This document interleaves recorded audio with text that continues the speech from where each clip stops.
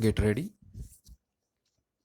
Mr. Speaker, sir, it is a pleasure to speak when you are in the chair. First, I would like to say that the first budget of this government is indeed something which is being appreciated widely.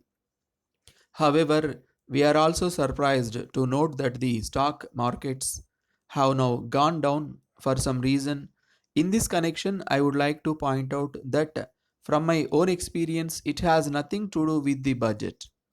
The market goes up and down on its own, and there is very little logic to bring both of them together.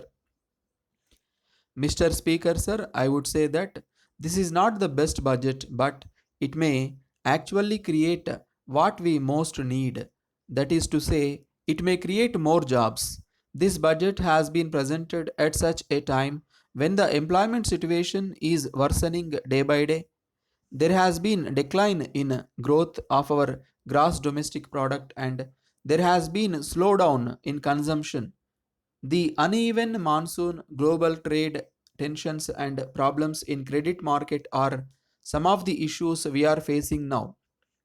Sir, I have gone through the economic survey that has been placed before the House. It has been mentioned that in the last 5 years, the government ensured that the benefits of growth and economic stability had been shared. I think it will be possible for us to discuss in detail when the demands for grants come before the House. I am happy to note that the allocation for agriculture has seen the highest increase in this year's budget. In this connection, I would like to congratulate the government on keeping up their promise made last year.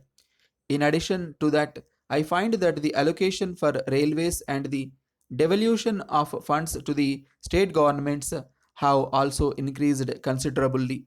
I find that the objectives of the government have been spelled out clearly in the budget. As a matter of fact, as has been rightly pointed out in the budget document, economic growth must be on top of the agenda of this new government. I am of the considered opinion that only a fast growing economy will generate surplus funds which are necessary to address our social and economic problems. I am sure that honorable members are aware that much of the investment comes from public sector enterprises, including the railways. You may also note that a strong public investment program can be used to promote private investment. Mr. Speaker, sir, we have seen many natural calamities in the last few years throughout the length and breadth of the country. Either there is prolonged drought or there is excess rainfall within a short period leading to floods. I am of the opinion that the states which face such natural calamities repeatedly every year need special attention from the government of India. It is therefore necessary that care should be taken by the union government to develop a special formula for such states.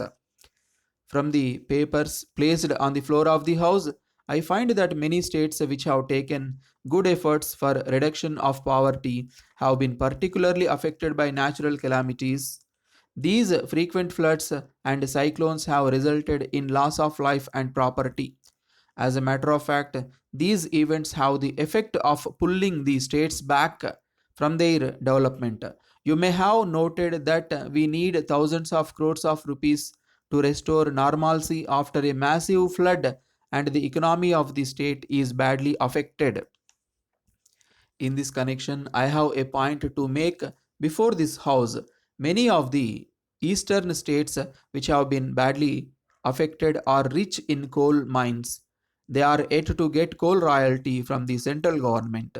If these funds are released in time, it would be helpful to those states to improve their funding for disaster management.